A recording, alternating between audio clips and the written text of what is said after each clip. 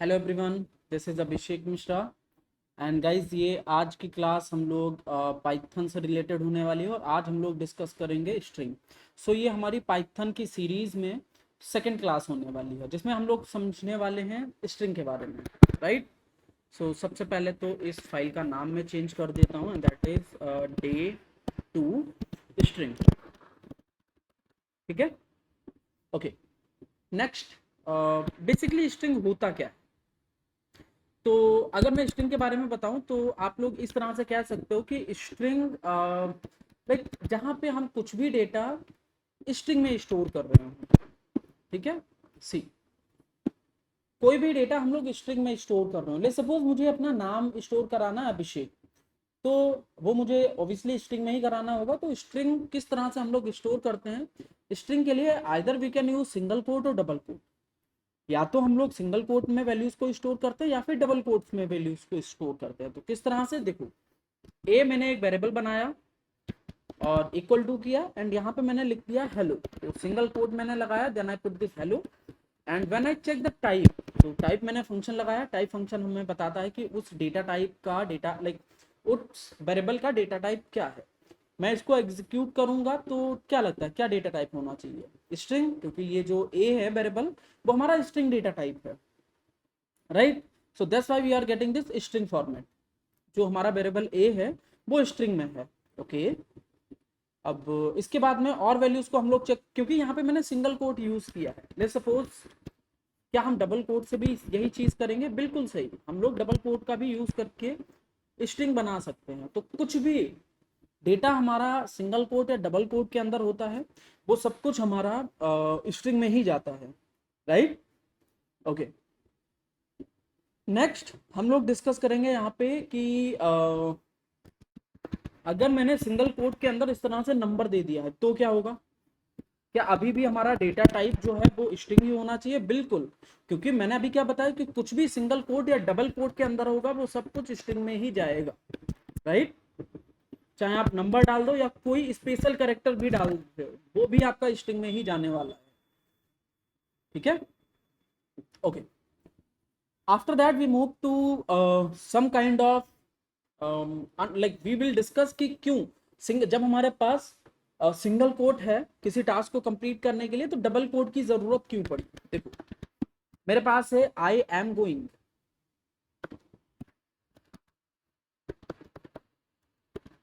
Right. तो मैंने यहाँ पे आई एम गोइंग लिखा हुआ है और अपोस्ट्रोफियस भी लगाया हुआ है। So you need to always remember कि अगर कहीं पे इस तरह से अगर आपके पास में अपोस्ट्रोफियस है तो वो आपको रन नहीं करेगा। क्यों रन नहीं करेगा? क्योंकि पाइथन को लग रहा है कि आपका स्ट्रिंग यहां से स्टार्ट हुआ है और यहां पे एंड हो गया है। So when I execute this cell it will give me error, और यहां पे आप लोग डबल कोट यूज करो। सो मैंने यहाँ पे डबल कोट से स्टार्ट किया और डबल कोट से एंड किया, बीच में हमारा अपोस्ट्रोफियस भी लगा। तो ये कोई प्रॉब्लम नहीं है, ये मुझे स्ट्रिंग भी दे रहा है and I can also check the like I can also print this variable A. So it is giving me I am going, right. So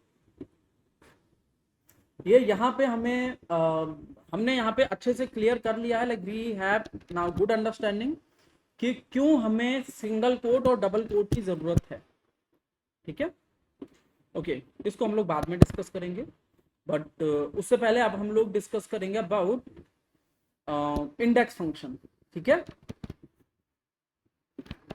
string में हम लोग इंडेक्सिंग भी कर सकते हैं। तो इंडेक्सिंग क्या होती है बेसिकली, सी,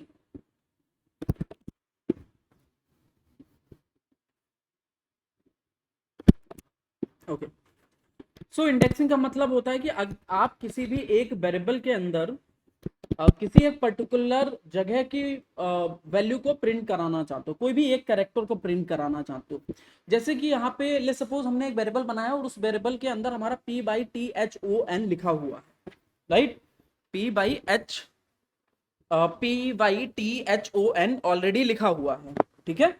एंड मेरा टास्क यहाँ पे ये है कि मुझे ये पाइथन ही चाहिए, बट इसमें सिर्फ और सिर्फ ये टी चाहिए। सो ऑलवेज रिमेंबर, कभी भी हम लोग स्ट्रिंग का यूज करते हैं तो जो पहली वैल्यू है वो जीरोथ इंडेक्स पे स्टोर होती है, नेक्स्ट वैल्यू हमारी फर्स्ट इंडेक्स पे स्टोर हो जाती है, नेक्स्ट वैल्यू हमारी सेकंड इंडेक्स पे, नेक्स्ट वैल्यू हमारी थर्ड इंडेक्स पे, नेक्स्ट वैल्यू हमारी फोर्थ इंडेक्स और लास्ट वैल्यू हमारी इस तरह से फिफ्थ इंडेक्स। तो इस तरह से 0 1 2 3 4 5 6 7 8 इस तरह से हमारी इंडेक्सिंग चलती है। ये तो हो गया हमारा फॉरवर्ड इंडेक्सिंग। अगर मैं बैकवर्ड इंडेक्सिंग की बात करूं कि पीछे से अगर इंडेक्सिंग हो रही है, सो जो लास्ट एलिमेंट है वो -1 इंडेक्स पे स्टोर होगा, वो हमारा -2 पे, ये हमारा -3 पे हो गया, t -4 बाई -5 हो गया एंड p हमारा -6 इंडेक्स पे स्टोर हो गया। And now if I print the value of a, sorry पहले तो मैं a वेरिएबल को क्रिएट करूं, a इज इक्वल्स टू, मैंने पाइथन यहाँ पे लिखा है and I want to print the zeroth index of this variable a। मैं चाहता हूं कि ये पाइथन का जीरोथ इंडेक्स प्रिंट हो जाए। तो जैसे मैं इसको एग्जीक्यूट करूंगा तो पाइथन का जीरोथ इंडेक्स क्या है, p, क्योंकि हमारा जो p है वो जीरोथ इंडेक्स पे अवेलेबल है, right. So this p is available on index number 0। Same अगर मुझे जानना है कि ये हमारा सेकंड इंडेक्स पे कौन सी वैल्यू है, तो सेकंड इंडेक्स पे सेकंड इंडेक्स पे ये t अवेलेबल है। सेम अगर मैं आपसे कहूं what value is available on index number 5, so 0 1 2 3 4 5, so n is available on index number 5। मैंने इसको एग्जीक्यूट किया, so this n is available on index number 5। Cool. इस तरह से गाइज हम लोग इंडेक्सिंग कर सकते हैं। अच्छा, हम लोग रिवर्स इंडेक्सिंग भी कर लेते हैं। लेट्स सपोज अगर मुझे -3 चाहिए तो n हमारा -1 पे होगा, o हमारा -2 पे एंड h हमारा -3 पे होगा। तो मैं जैसे इसको रन करूंगा तो h हमारा -3 इंडेक्स पे आ गया। मैं काम करता हूं, एक नया वेरिएबल बनाता हूं,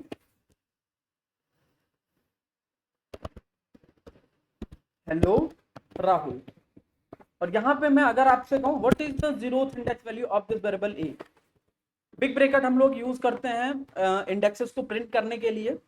सो अगर मैं आपसे पूछूं कि जीरोथ इंडेक्स पे कौन सी वैल्यू अवेलेबल है a के अंदर, सो h आपका सही आंसर होगा। क्यों? क्योंकि h विल बी और zeroth index, e will be और इंडेक्स नंबर 1, इसका लोकेशन हो जाएगा 2, ये वाला l हो जाएगा इंडेक्स नंबर 3, ये वाला इंडेक्स नंबर हो जाएगा 4। सो h जो है हमारा वो जीरोथ इंडेक्स पे अवेलेबल है। यही अगर मुझे जानना है कि थर्ड इंडेक्स पे कौन सी वैल्यू अवेलेबल है, सो थर्ड इंडेक्स पे 0 1 2 3 ये वाला l अवेलेबल है। अगर मैं फोर्थ इंडेक्स की बात करूं तो फोर्थ इंडेक्स पे o आएगा, right. So sorry fourth index I need to mention, so o is available on index number 4। अब आप मुझे बताओ कि फिफ्थ इंडेक्स पे क्या वैल्यू अवेलेबल होगी। फिफ्थ इंडेक्स पे आपको स्पेस मिलेगा। सी अगर ऐसे हमें नहीं दिख रहा है, अगर मैं मार्क लगाऊंगा तब आपको दिखेगा कि हाँ यहाँ पे एक कुछ स्पेस छोटा सा इस तरह से कुछ है, राइट। तो स्पेस भी पाइथन के लिए स्ट्रिंग में एक कैरेक्टर ही होता है। सो फिफ्थ इंडेक्स पे स्पेस है, और अगर मैं सिक्स इंडेक्स की बात करूं तो सिक्स इंडेक्स पे आर होने वाला है, see. So this R is available on index number 6, right. Okay, so this is all about indexing. Indexing के बाद में जो हम नेक्स्ट मूव करेंगे वो हमारा होने वाला है स्लाइसिंग, और स्लाइसिंग बहुत इंपॉर्टेंट होता है। सी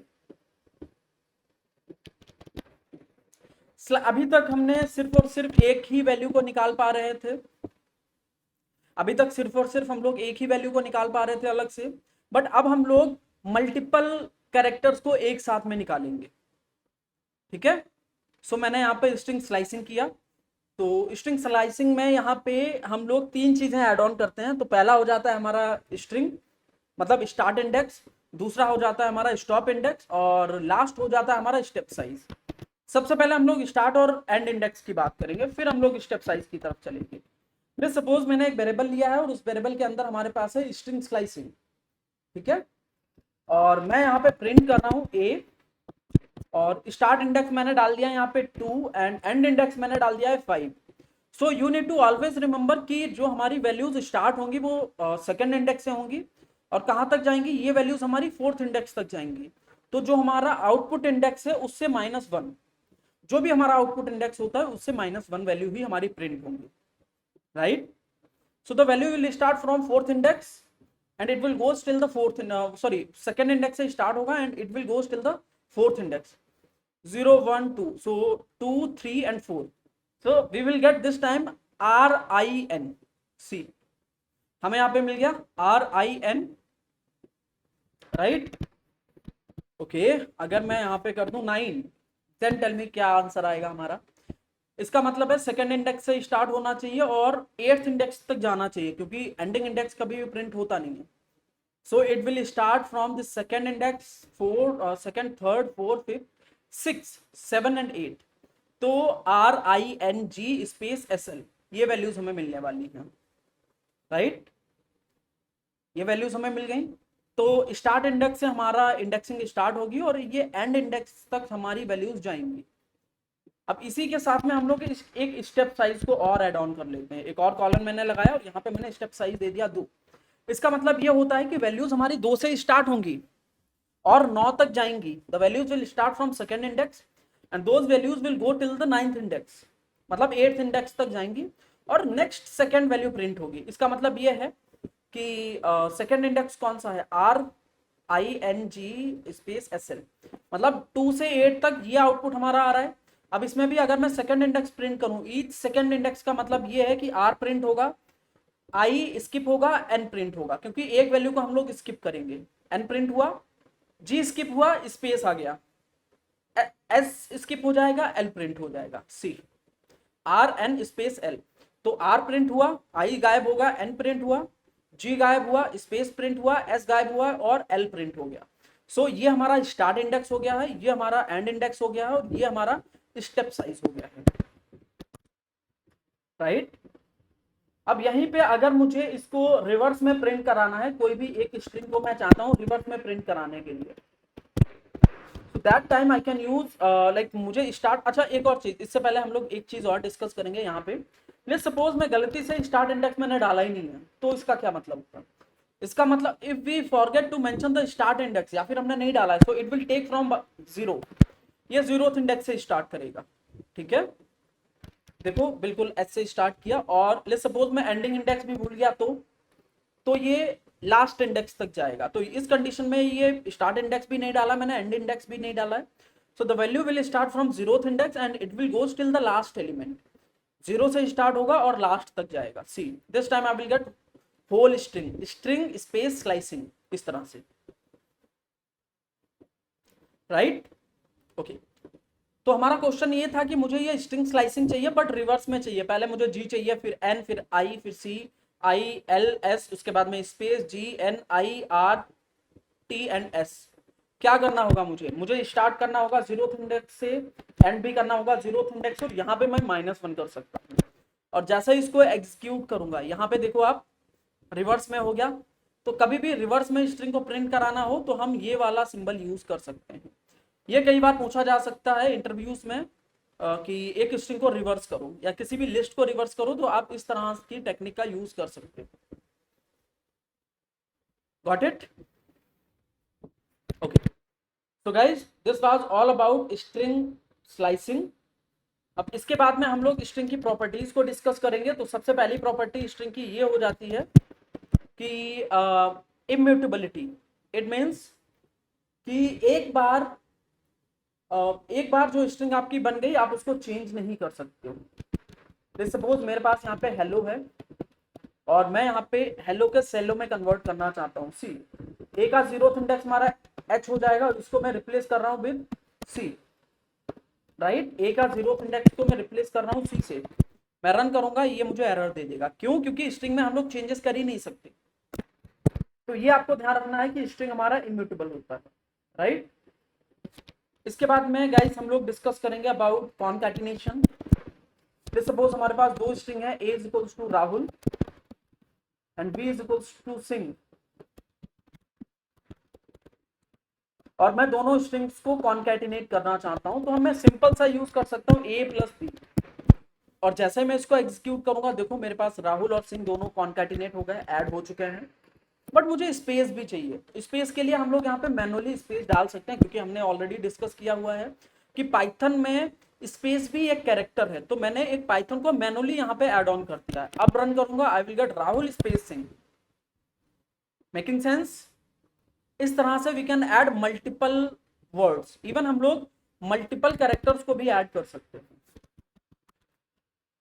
सी, ले सपोज मेरे पास राहुल है सिर्फ और सिर्फ, मैं चाहता हूं राहुल 30 बार प्रिंट हो जाए, तो मुझे क्या करना पड़ेगा, मल्टीप्लाइड बाई 10। 10 बार अगर मैं प्रिंट करना चाहता हूं तो मुझे मल्टीप्लाई बाई 10 कर देना, क्योंकि स्ट्रिंग मल्टीप्लीकेशन भी परफॉर्म करता है। सो राहुल अगर आप काउंट करोगे you will get 10 times Rahul. But what if मुझे एक स्पेस भी चाहिए, तो क्या मैं यहाँ पे एक स्पेस डाल दूं इस तरह से, तो हर जगह स्पेस मिलेगा, हर एक राहुल के बाद में एक स्पेस मिलेगा, राइट।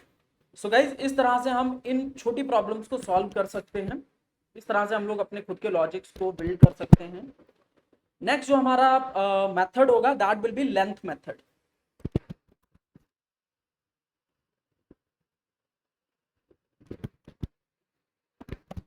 हमारे पास एक स्ट्रिंग है फंक्शन रिटर्न जिसमें लिखा हुआ है a is equals to function return, और अगर मैं इसमें चेक करूं हाउ मेनी टोटल, क्योंकि लेंथ हमारा बताता है कि टोटल लेंथ क्या है। सो अगर मैं प्रिंट यहाँ पे कर रहा हूं the length of this a, सो कितने एलिमेंट्स अवेलेबल हैं, 1 2 3 4 5 6 7 8 and 9। Space is also a character, 10 11 12 13 14 15 and 16, and when I execute this cell I will get those 16 elements। तो टोटल कितने एलिमेंट्स हैं, 16 एलिमेंट्स अवेलेबल हैं। अगर मैं यहाँ पे एक स्पेस डाल दूं और लास्ट में भी एक स्पेस डाल दूं तो ये 18 हो जाएगा, क्योंकि अब दो और कैरेक्टर्स ऐड हो गए हैं। हालांकि वो दोनों कैरेक्टर स्पेस ही हैं, बट पाइथन में हमारे लिए ये स्पेस भी कैरेक्टर ही होता है, मतलब कहीं ना कहीं एक इंडेक्स पे ही ये भी स्टोर होते हैं। Now we will discuss about lower function. Let's suppose मेरे पास ये हेलो लिखा हुआ है, मैं चाहता हूँ ये हेलो हमारा लोअर केस में कन्वर्ट हो जाए, मुझे क्या करना पड़ेगा, I can use a dot lower, a dot lower run करूंगा मैं, सो आई गॉट दिस हेलो और लोअर केस में कन्वर्ट हो गया। अच्छा एक चीज आप लोगों ने नोट करी होगी कि अब मैंने यहाँ पे डॉट लोअर लगाया है, ऊपर मैं यूज कर रहा था लेंथ, उसके अंदर वैल्यू को पास कर रहा था, वेरिएबल को पास कर रहा था, क्योंकि ये हमारा मेथड है और ये हमारा sorry this is my function and this is my method. So कभी भी हम लोग डॉट लगा के यूज करते हैं तो उसको हम लोग मेथड बोलते हैं, और डायरेक्टली यूज करते हैं तो उसको हम लोग फंक्शन बोलते हैं, राइट। ओके, सो गाइस ये तो हो गया हमारा लोअर मेथड। सेम इसी तरह से हमारे पास अपर मेथड भी होता है। तो अगर मुझे कोई भी वैल्यू को अपर केस में कन्वर्ट करना है तो मुझे क्या करना पड़ेगा, a is equals to hello, simple इसी तरह से a डॉट अपर कर देंगे हम लोग, a डॉट अपर मैंने लगाया, रन किया, see now this hello is available in upper case, cool, okay, and guys after that we can discuss about this count function। Suppose इस बार हमारे पास मेथड रिटर्न्स है, काउंट हम मेथड हमें ये बताता है कि कोई पर्टिकुलर वैल्यू कितनी बार अवेलेबल है। मैं यहाँ पे जानना चाहता हूँ कि ये टी हमारे पूरे स्ट्रिंग में जो कि ए है जिसमें मेथड रिटर्न लिखा हुआ, मैं चाहता हूँ कि ये टी कितनी बार अवेलेबल है। So it is available 2 times. क्यों, क्योंकि एक टी यहाँ पे है और दूसरा टी यहाँ पे है। अगर मैं यहाँ पे एम जानना चाहूँ कि एम कितनी बार अवेलेबल है, तो एम केवल और केवल एक ही बार अवेलेबल है। लेट्स सपोज मैं जेड देखना चाहूँ तो जेड 0 बार अवेलेबल है, राइट। तो इस तरह से हम लोग काउंट मेथड का यूज कर सकते हैं। काउंट मेथड के बाद में हम लोग डिस्कस करेंगे अबाउट फाइंड मेथड, ये भी बहुत इंटरेस्टिंग मेथड है। सी फाइंड मेथड में क्या होता है, लेट्स सपोज आपके पास एक स्ट्रिंग है और आप जानना चाहते हो कि वो स्ट्रिंग में पर्टिकुलर एलिमेंट किस इंडेक्स पे अवेलेबल है। ए डॉट फाइंड मैंने लगाया और यहाँ पे मैं जानना चाहता हूँ कि भाई एम जो है वो कौन से इंडेक्स पे है। बेसिकली हमें पता है कि एम हमारा 0th इंडेक्स पे अवेलेबल है, बट मुझे प्रिंट पहले लगाना पड़ेगा ताकि हमें वो वैल्यू मिल सके। मैं इसको रन करूंगा, so this M is available on 0th index. क्यों, क्योंकि सबसे पहला ही है। मुझे जानना है ओ कौन से इंडेक्स पे अवेलेबल है, मैंने ओ डाला तो O is available on index number 4, 0 1 2 3 4, right. तो अगर मुझे कोई वैल्यू को वो डाल के अगर उसका इंडेक्स जानना है तो उसके लिए हम लोग फाइंड मेथड यूज करेंगे, राइट। बट इसमें भी एक प्रॉब्लम है कि अगर सेम एलिमेंट 2 बार अवेलेबल है, लेट्स सपोज मेथड में ओ 2 बार अवेलेबल है या फिर एम 2 बार अवेलेबल है, उस कंडीशन में क्या होगा, उस कंडीशन में जो सबसे पहले जो सबसे पहला एम है हमारा वो प्रिंट होगा। सी सबसे पहले वाला m का इंडेक्स यहाँ पे बता रहा है, तो ये प्रॉब्लम है इसमें कि जो भी पहला करेक्टर होगा वही इसको प्रिंट करके देगा। ठीक है, सेम अगर वो आप ऐसा करेक्टर देख रहे हो जो है ही नहीं तो उसके लिए -1 देगा ये। ठीक है, सो गाइस फाइंड मेथड का हम लोग यूज कर सकते हैं ताकि अगर हमें ये जानना हो कि कोई वैल्यू कोई भी कैरेक्टर कहाँ पे अवेलेबल है, so we can use find method. इसके बाद में हम लोग इस रिप्लेस मेथड को डिस्कस करेंगे। लेट्स सपोज हमारे पास हेलो अवेलेबल है और मैं जानना चाहता हूँ इस हेलो में एच कहाँ पे अवेलेबल, सॉरी लेट्स सपोज मैं इस हेलो को सेलो में कन्वर्ट करना चाहता हूँ, तो मैं यूज कर सकता हूँ ए डॉट रिप्लेस और यहाँ पे मैं यूज कर दूंगा this, I want to convert this H into C, और इसको मैं प्रिंट ही करा दे रहा हूँ।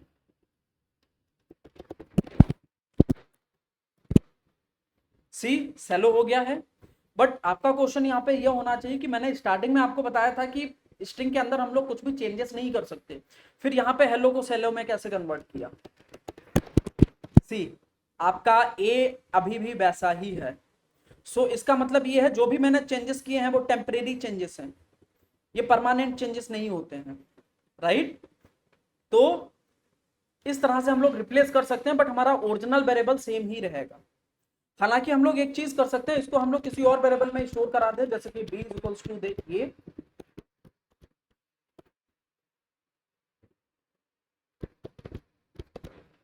ठीक है। अब अगर मैं b को प्रिंट कराऊंगा तो ये मुझे देगा सेलो, क्यों, क्योंकि अब b के अंदर हमने वो वैल्यू डाल दी है, राइट। तो ये ओरिजिनल वेरिएबल पे चेंज नहीं होता है, हमने एक नया वेरिएबल बना के वैल्यूज ऐड कर दी है तो हो जाएगा। ठीक है, सेम वेरिएबल पे हम लोग चेंज नहीं कर सकते। Okay, so guys after that we discuss about print statement. अब हम लोग प्रिंट स्टेटमेंट को डिस्कस करेंगे, कुछ डिफरेंट वेज में प्रिंट स्टेटमेंट को डिस्कस करने वाले। लेट्स सपोज हमारे पास में यहाँ पे 10, b इज इक्वल्स टू हमारे पास में है 20 and c is equals to है हमारे पास में a प्लस b। ठीक है, मैं यहाँ पे प्रिंट कर रहा हूँ, प्रिंट मैंने f स्ट्रिंग लगाया, the sum of a and b is c। मैं इसको एग्जीक्यूट करूंगा तो मुझे मिलेगा the sum of 10 and 20 is 30। So this is my F string, और एफ स्ट्रिंग हम लोग तब यूज करते हैं जब हमें प्रिंट स्टेटमेंट के अंदर कुछ एक्स्ट्रा कैरेक्टर्स भी चाहिए अलोंग विद द वेरिएबल्स। सो मैंने यहाँ पे ए वेरिएबल को भी कॉल किया है, मैंने बी वेरिएबल को भी कॉल किया और मैंने सी वेरिएबल को भी कॉल किया हुआ है यहाँ पे, राइट। बट एक चीज ध्यान रखनी है, जो भी वेरिएबल आप कॉल कर रहे हो उसको करली ब्रेसेस के अंदर ही डालना है, राइट। तो वेरिएबल ए की जगह पे ए की वैल्यू आ जाएगी, वेरिएबल बी की जगह पे बी की वैल्यू आ जाएगी एंड वेरिएबल सी की जगह पे हमारी सी की वैल्यू यहाँ पे आएगी। Making sense? So yes guys, this is all about your print statement. इस तरह से हम लोग प्रिंट स्टेटमेंट के अंदर एफ स्ट्रिंग का यूज कर सकते हैं, और ये एफ स्ट्रिंग हम लोग बहुत यूज करते हैं, राइट। आप आने वाली क्लासेस में देखने वाले हो कि ये एफ स्ट्रिंग कितना ज्यादा इंपॉर्टेंट है हमारे लिए। Okay, so guys this is all about your string.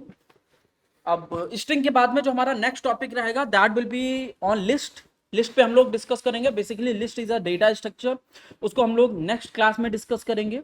So that's it for today.